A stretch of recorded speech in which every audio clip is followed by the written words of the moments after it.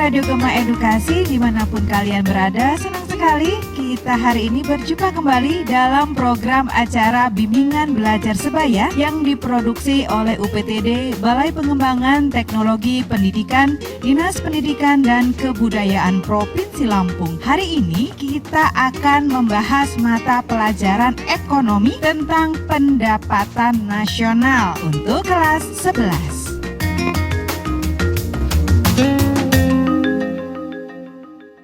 Insan Edukasi, bagaimana kabar kalian di hari ini? Mudah-mudahan semuanya dalam keadaan sehat dan semangat untuk mengikuti setiap pembelajaran yang ada di Radio Gema Edukasi. Nah, pendengar Radio Gema Edukasi, sekarang Kak Rama sudah bersama dengan teman-teman kalian dari SMA Negeri 1 Bandar Lampung.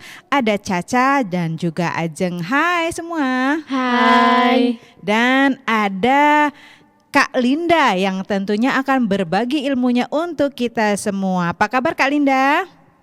Baik. Oke. Nah, teman-teman edukasi sudah siap kalian untuk bersama-sama belajar bersama kami di Radio Gema Edukasi?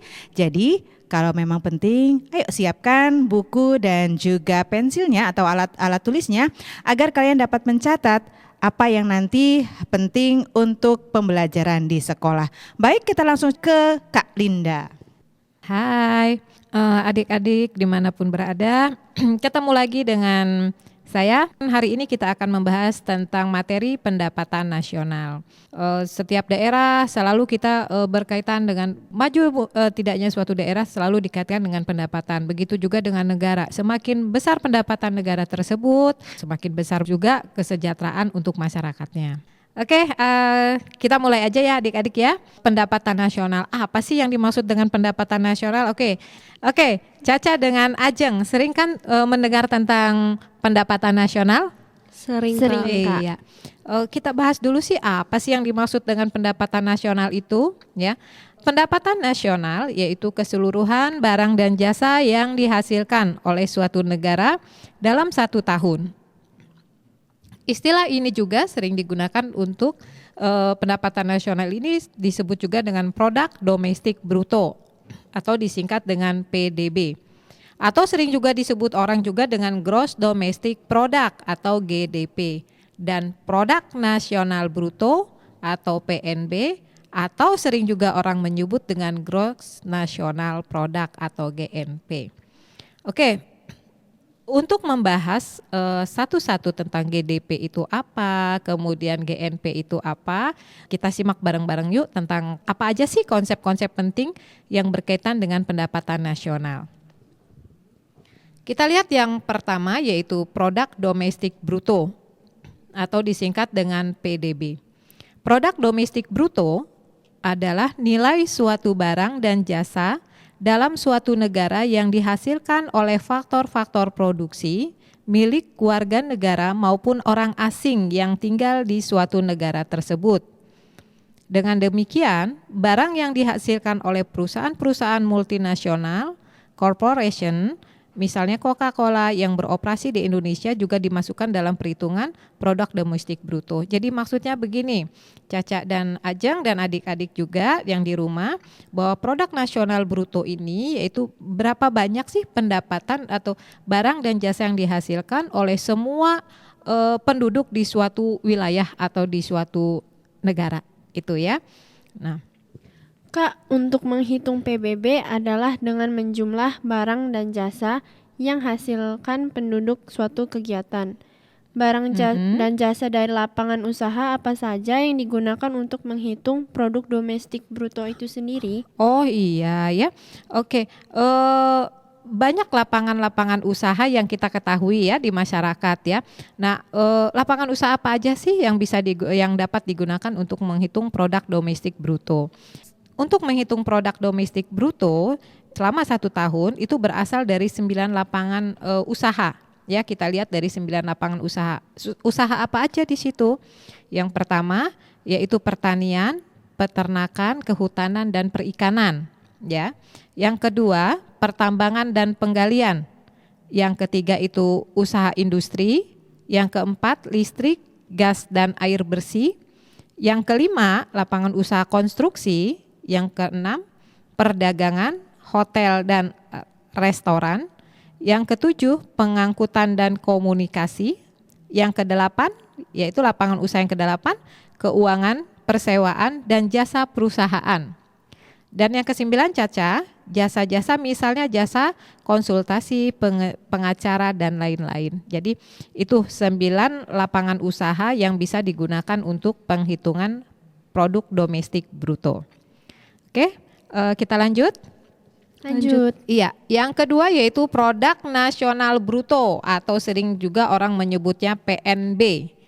Produk nasional bruto ini merupakan produk domestik bruto ditambah dengan pendapatan faktor neto dari luar negeri yang dihitung dengan menjumlahkan nilai barang dan jasa yang dihasilkan oleh faktor produksi milik warga negara.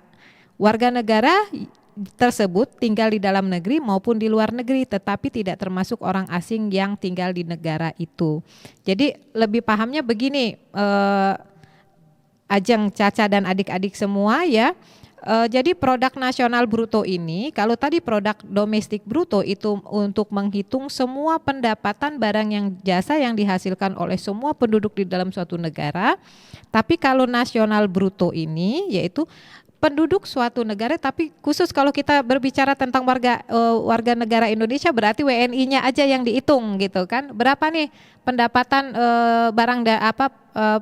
produk barang dan jasa yang dihasilkan oleh WNI di dalam negeri plus WNI di luar negeri dikurangi dengan warga negara yang ada di warga negara asing yang ada di Indonesia gitu ya.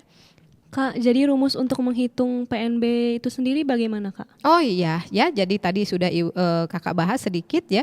Jadi untuk menghitung produk nasional bruto itu rumusnya yaitu produk domestik bruto dikurangi faktor produksi dari luar negeri. Jadi masyarakat dari luar negeri yang ada di wilayah tersebut ditambah dengan faktor produksi dari dalam negeri, ya.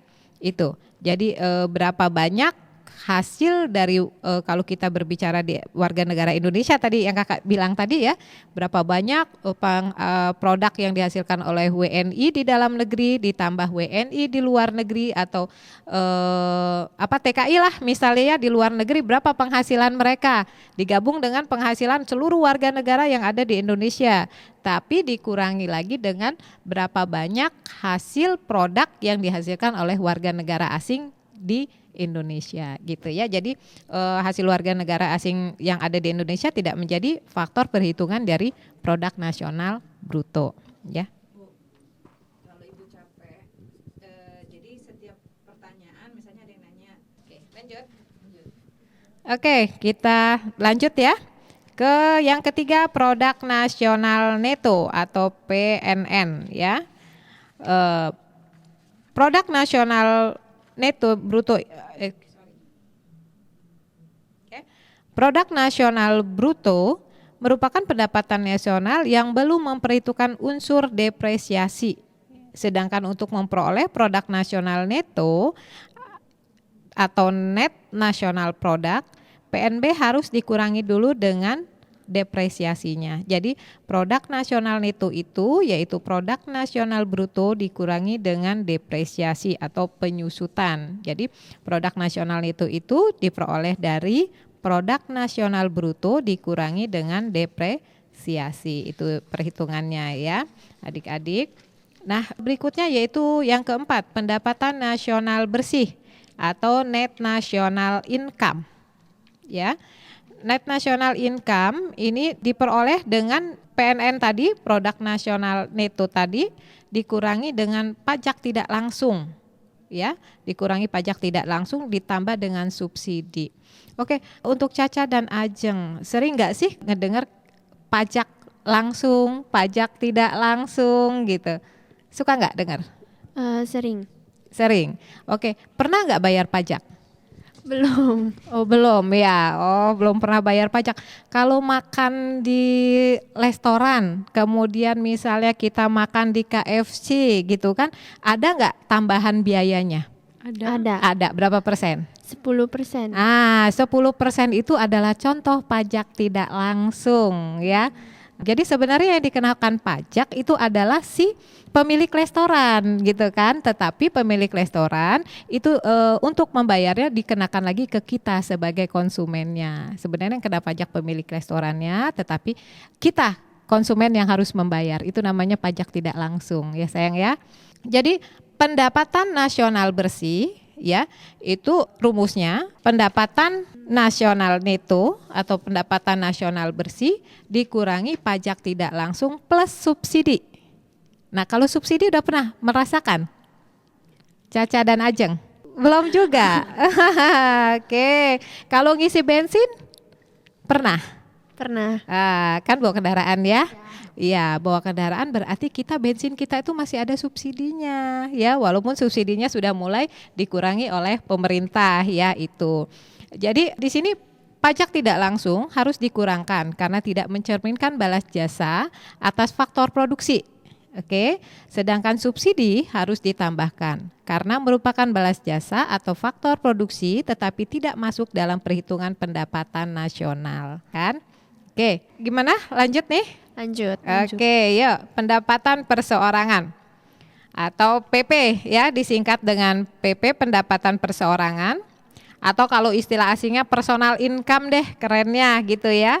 Personal income, apa sih personal income itu? Coba Ajeng, pernah dengar kan personal income? Apa itu pengertian personal income? Personal income itu adalah bagian pendapatan nasional yang merupakan hak individu-individu dalam perekonomian sebagai balas jasa keikutsertaan mereka dalam proses produksi. Oke. Jadi bagian pendapatan nasional yang merupakan hak individu ya sebagai balas jasa karena mereka ikut serta dalam proses produksi. Itu personal income ya. Tapi tidak semua pendapatan sampai di tangan masyarakat karena itu masih dikurangi dengan laba ditahan gitu kan. Jadi ada pendapatan itu tidak semuanya nyampe ke tangan masyarakat karena ada laba yang ditahan, pembayaran asuransi sosial ya, itu untuk karyawannya. Kemudian ditambah dengan pendapatan bunga perseorangan dari pemerintah dan konsumen gitu. Dan penerimaan bukan balas jasa atau transfer payment itu ya. Jadi perhitungan untuk pendapatan perseorangan itu adalah produk nasional bruto dikurangi laba ditahan, dikurangi pajak perseorangan, dikurangi biaya jaminan sosial, ditambah pendapatan bunga perseroan, ditambah dengan transfer payment ya. Itu untuk menghitung besarnya pendapatan perseorangan atau personal income. Oke, untuk keenam, adik-adik ya, pendapatan perseorangan atau disposable income, ya, pendapatan perseorangan atau disposable income, yaitu pendapatan perseorangan yang diterima oleh individu yang dapat digunakan baik untuk pembiayaan konsumsi maupun ditabung. Jadi benar-benar sudah mereka dapat ya, pendapatan yang benar-benar sudah bisa dibawa pulang, bisa dipakai untuk konsumsi atau bisa digunakan juga untuk ditabung ya. Itu. Nah, bagaimana rumusnya? Yaitu pendapatan perseorang disposable atau disposable income ini yaitu pendapatan perseorangan dikurangi dengan pajak penghasilan. Oke, ya, pajak penghasilan.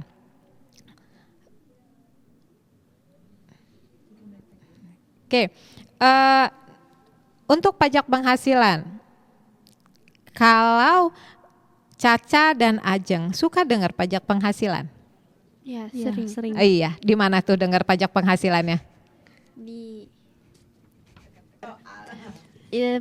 Caca pernah belajar itu PPH. Oh iya, perhitungan PPH ya, pajak penghasilan ya, pajak penghasilan badan, pajak penghasilan perseorangan. Oke, itu ya. Oke, yang ketujuh kita lanjutkan ya. Yang ketujuh pendapatan nasional harga berlaku. Nah, ini beda lagi ya. Kalau tadi itu ada pendapatan personal income, kemudian disposable income. Nah, kemudian yang sekarang pendapatan nasional harga berlaku dan harga konstan. Wah, macam lagi nih harga berlaku dan harga konstan ya adik-adik ya. Oke, pendapatan nasional atas harga berlaku ya, atas dasar harga berlaku atau pendapatan nasional nominal ya. Jadi dasar harga berlaku atau sering juga disebut pendapatan nasional nominal adalah nilai barang dan jasa yang dihasilkan suatu negara dalam satu tahun yang dinilai berdasarkan harga-harga yang berlaku pada tahun tersebut. Oke. Sedangkan pendapatan nasional atas dasar harga konstan atau pendapatan nasional real atau nyata adalah nilai barang dan jasa yang dihasilkan suatu negara dalam satu tahun yang dinilai menurut harga yang berlaku pada satu tahun tertentu atau tahun dasar yang selanjutnya digunakan untuk menilai barang dan jasa yang dihasilkan pada tahun-tahun berikutnya. Nah, bila kita akan menghitung tingkat pertumbuhan ekonomi suatu negara, maka yang digunakan sebagai dasar perhitungannya adalah pendapatan nasional menurut harga konstan atau pendapatan nasional real karena sudah dikeluarkan unsur inflasinya. Dan hal ini lebih mencerminkan pada kenaikan produksi yang nyata. Pendengar Radio Gema Edukasi, bagaimana tadi penjelasan Kak Linda dan juga teman-teman kita yang telah membahas untuk pendapatan nasional sesi pertama ini. Dan nanti kita akan bersama kembali, jadi tetaplah di sini di Radio Gema Edukasi, berbagi ilmu untuk semua dalam bimbingan belajar sebaya.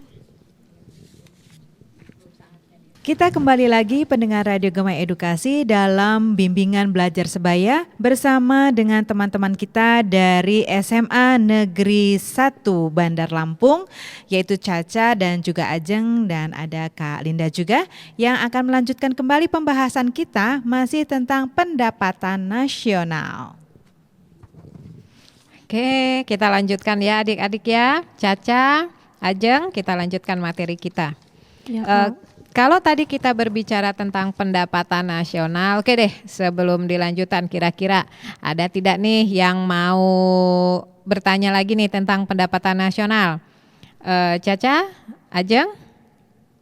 Tidak ada, Kak. Oh, nggak ada. Ya, kita lanjut tentang pendapatan per kapita.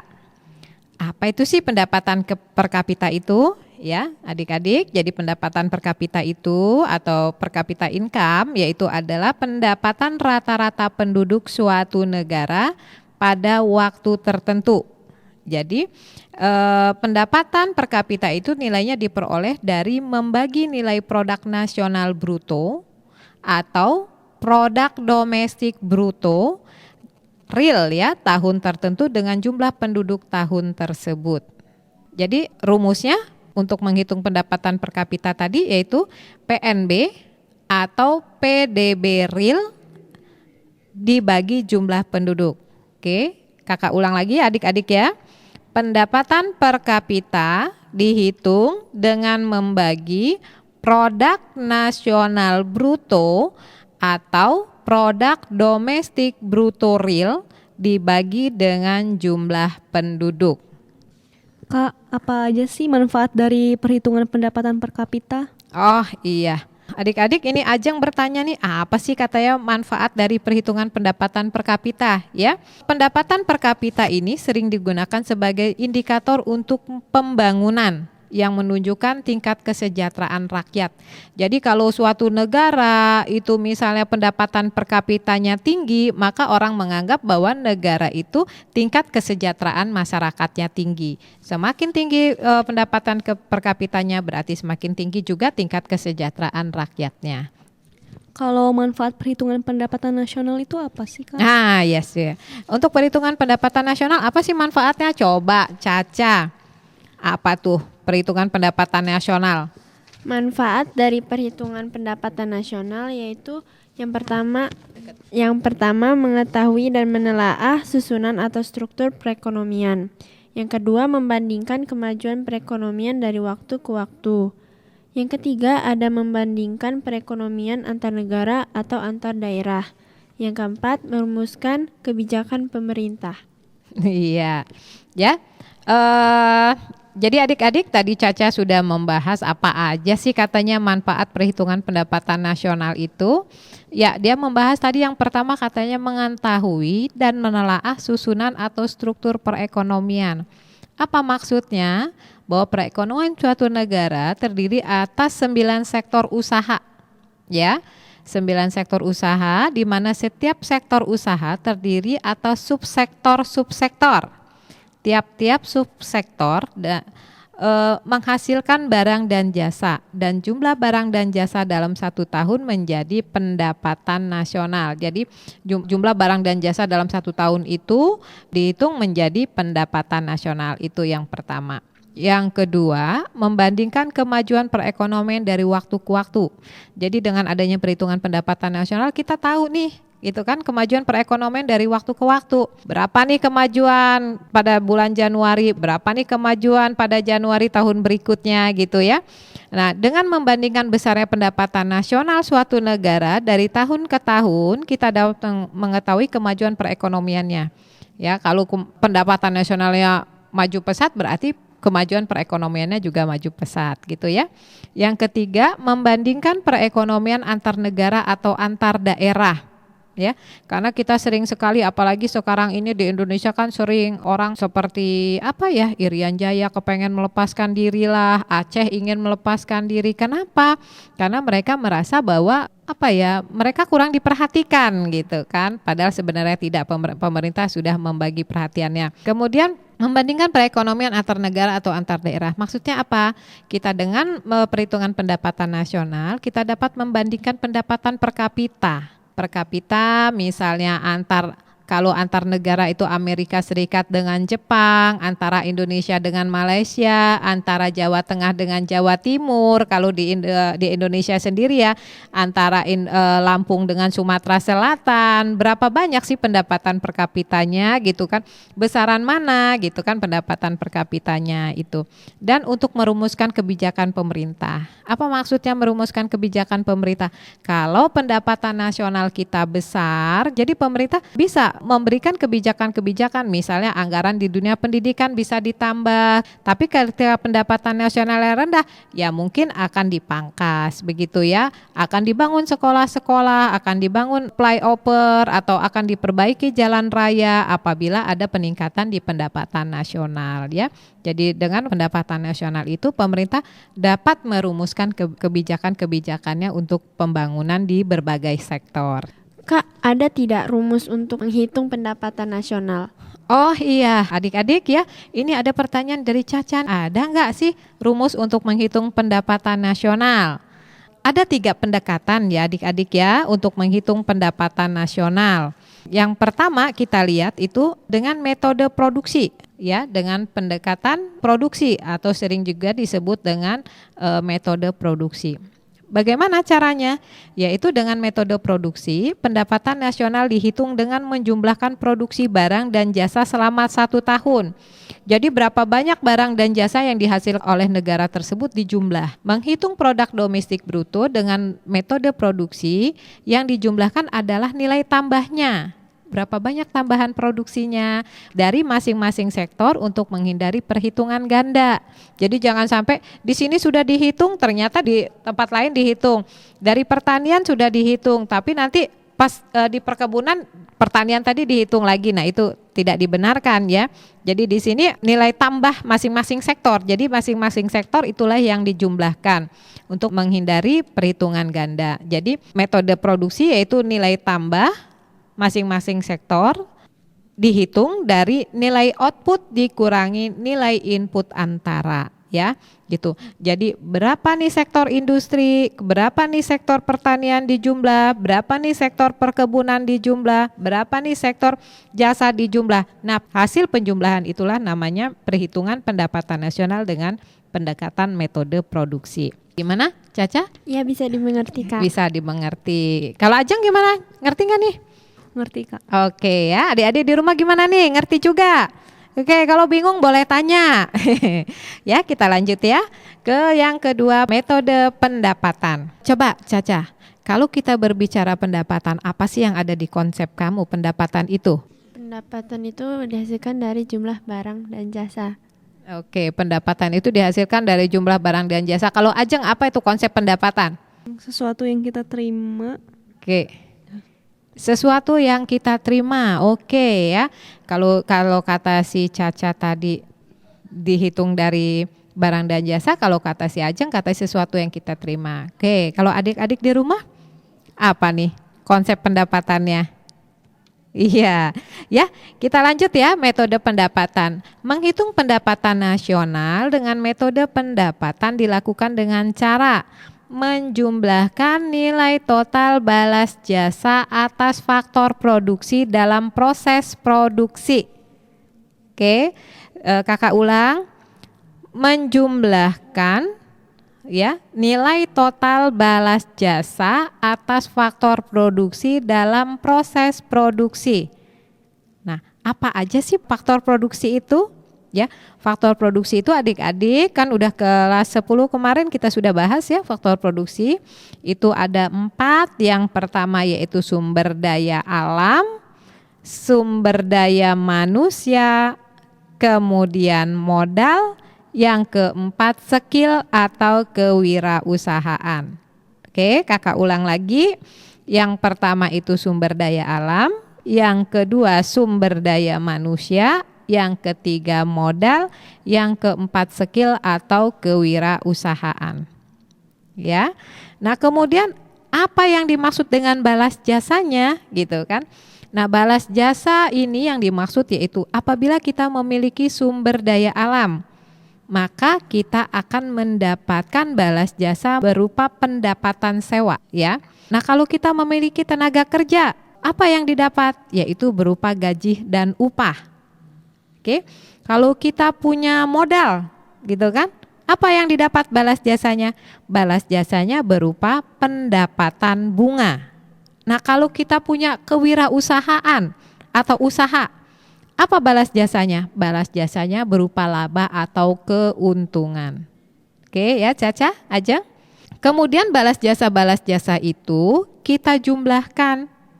Itulah yang namanya metode pendapatan. Sehingga untuk menghitung pendapatan nasional itu rumusnya yaitu ya sewa ditambah dengan gaji ditambah dengan bunga ditambah dengan laba.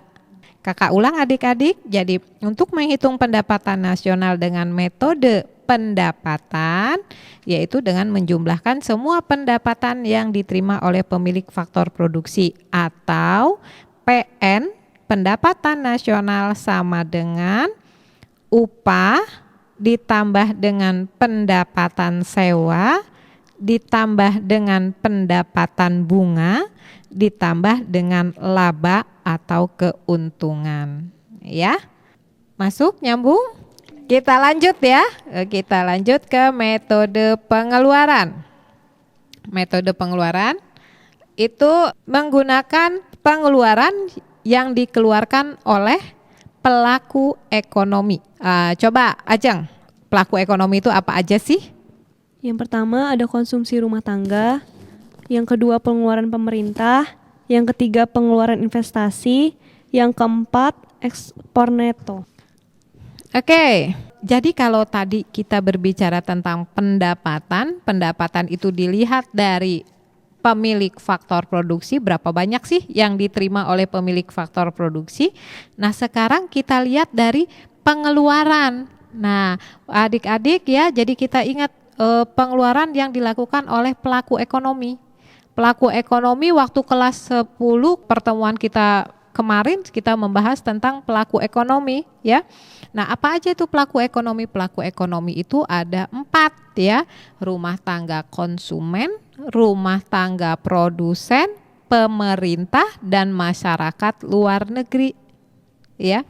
Nah, kita sebagai kakak kalian, adik-adik ya, ibu kalian atau konsumen itu disebut dengan pelaku rumah tangga konsumen ya.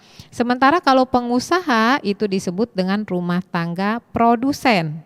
Nah, sementara kalau pemerintah ya kita tahu pemerintah yang menjalankan pemerintahan di negara kita, kemudian masyarakat luar negeri.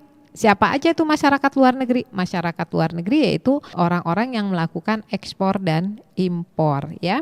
Nah, kemudian apa aja sih contoh pengeluaran cara penghitungan metode pengeluaran ini ya dengan menjumlahkan semua pengeluaran dari rumah tangga konsumen itu pelaku ekonomi tadi, yaitu konsumsi rumah tangga atau di istilahnya consumption, kemudian pengeluaran pemerintah itu dilambangkan dengan G atau government, kemudian pengeluaran produsen atau dilambangkan dengan investasi, kemudian ekspor neto. Ya, jadi rumus pendapatan nasional bruto itu diperoleh dengan konsumsi ditambah investasi ditambah government ditambah ekspor min impor. Kakak ulang.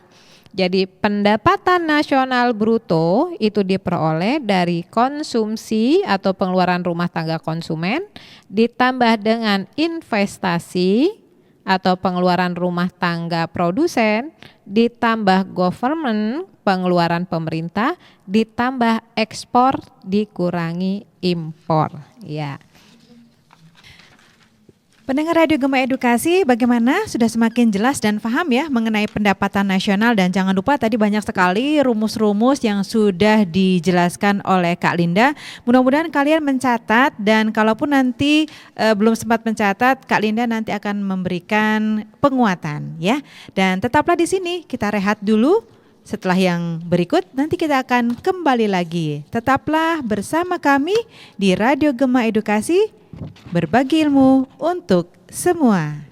Kita kembali lagi di Radio Gema Edukasi, berbagi ilmu untuk semua, dan Kak Rahma ucapkan terima kasih untuk kalian yang tetap setia bersama kami untuk selalu belajar bersama di radio kesayangan kita, yaitu Radio Gema Edukasi. Karena di sini kita akan berbagi ilmu untuk semuanya dan kita akan diberikan penguatan oleh Kak Linda. Iya, adik-adik, Caca, Ajeng, ya kembali kita pada kesimpulan ya. Pendapatan nasional. Jadi apa sih itu konsep pendapatan nasional? Yaitu seluruh barang dan jasa yang dihasilkan oleh suatu negara dalam 1 tahun. Nah, konsep penting dalam pendapatan nasional itu yang pertama yaitu produk domestik bruto, yaitu nilai barang dan jasa dalam suatu negara yang dihasilkan oleh faktor-faktor produksi milik warga negara maupun orang asing yang tinggal di negara tersebut. Oke. Kemudian yang kedua, produk nasional bruto atau PNB diperoleh dari perhitungan produk domestik bruto dikurangi dengan faktor produksi luar negeri ditambah dengan faktor produksi dalam negeri.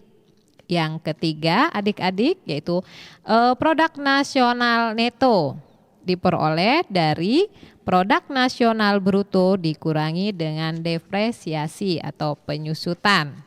Yang berikutnya, komponen yang berikutnya yaitu pendapatan nasional bersih atau net national income, atau kalau disingkat itu NNI.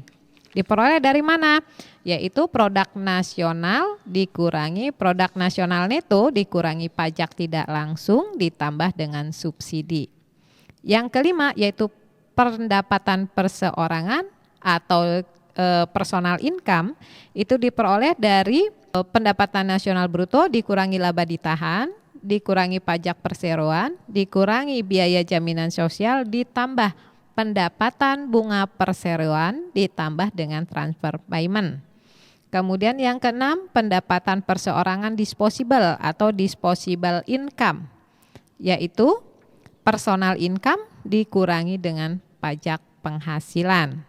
Ya. Yang ketujuh yaitu pendapatan nasional harga berlaku, yaitu pendapatan nasional harga berlaku yaitu nilai barang dan jasa yang dihasilkan suatu negara dalam 1 tahun dinilai berdasarkan harga-harga yang berlaku pada tahun tersebut.